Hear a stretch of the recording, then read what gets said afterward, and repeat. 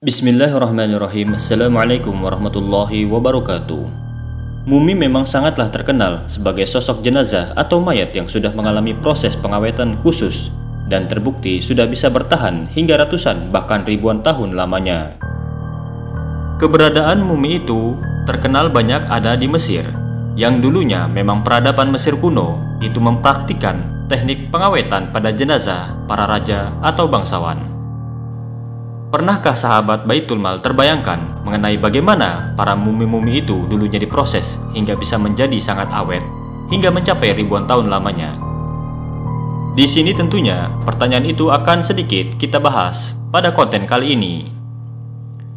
Mula-mulanya, para spesialis terpilih pada zaman Mesir kuno itu akan mengawalinya dengan mengosongkan isi tengkorak sang jenazah. Caranya yaitu dengan mengeluarkan organ otak sang mayat dengan menggunakan alat pencokel khusus. Cara untuk mengeluarkan organ otak sang mayat itu ada bermacam-macam.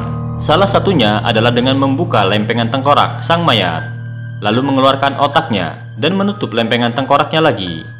Cara yang satu ini dinilai cukup sulit dan rumit karena mereka harus memasang lagi lempengan tengkoraknya sesuai dengan tempatnya semula.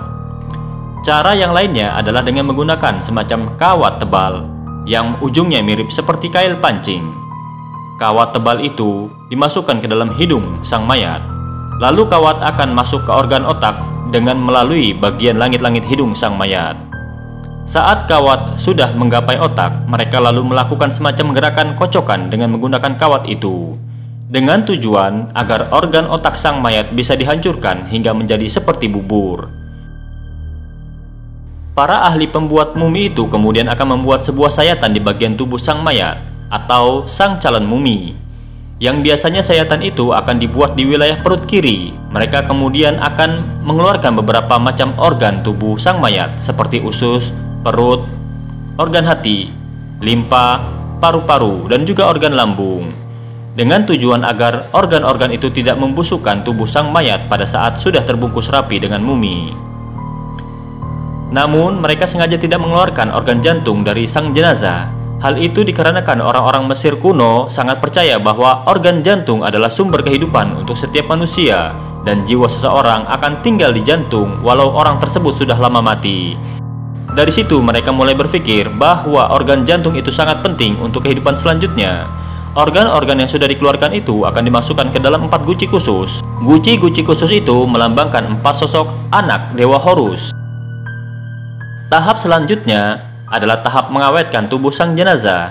Dalam tahap ini, mereka akan mencuci dan membasuh bagian lapisan dalam tubuh si jenazah, yaitu dengan menggunakan cairan natron dan sari anggur yang sudah terfermentasi. Natron itu adalah merupakan sebuah cairan dari senyawa garam dan cairan soda. Cairan natron ini bisa ditemukan di wilayah oasis di dekat Kairo. Apabila mayat sudah dibasuh sampai bersih, maka tubuh sang mayat ini akan dimasuki dengan zat natron padat, dengan tujuan agar tubuh sang jenazah bisa mengering secara cepat. Dan setelah itu, siap untuk memasuki tahap pengawetan selanjutnya. Untuk bisa mengawetkan lapisan luar dari tubuh sang jenazah, mereka menaburi tubuh sang mayat dengan serbuk natron. Setelah tahap pengawetan pertama ini, mereka akan sengaja mendiamkan sang jenazah dalam waktu selama 40 hari. Dengan tujuan agar seluruh bentuk cairan yang ada di dalam tubuh sang jenazah bisa benar-benar mengering dalam bantuan natron. Setelah mayat sudah dinyatakan benar-benar kering, tubuh sang jenazah tidak akan dibalut dengan begitu saja. Namun tubuh sang jenazah ini akan dibersihkan kembali. Kemudian tubuh si jenazah ini akan kembali diisi dengan banyak zat natron, kemudian juga kain linen dan beberapa jenis rempah-rempah khusus. Apabila sudah selesai, perut sang jenazah akan segera dijahit hingga benar-benar tertutup secara rapat. Tubuh sang jenazah ini selanjutnya akan segera dibaluri dengan cairan getah damar dan juga beberapa jenis minyak wangi khusus. Setelahnya, baru tubuh sang jenazah akan dibalut dengan beberapa lembar kain linen yang ukurannya sangat panjang. Jimat-jimat dan mantra pelindung juga akan disisipkan di sela-sela balutan-balutan itu. Para ahli pembuat mumi pada zaman itu juga akan membuatkan sebuah mahkota khusus dan juga topeng khusus yang bentuknya sangat mirip dengan wajah sang jenazah. Topeng dan mahkota khusus ini sengaja dibuat dari bahan-bahan yang disebut dengan paper mache. Namun juga ada topeng khusus yang dibuat dari bahan emas murni. Seperti halnya topeng dari mumi Firaun Tutankhamun yang terkenal.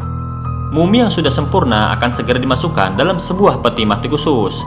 Kadangkala peti yang akan dipakai dapat hingga beberapa unit lapisan, tentunya dengan ukuran yang berbeda-beda, hanya diperuntukkan satu mumi saja.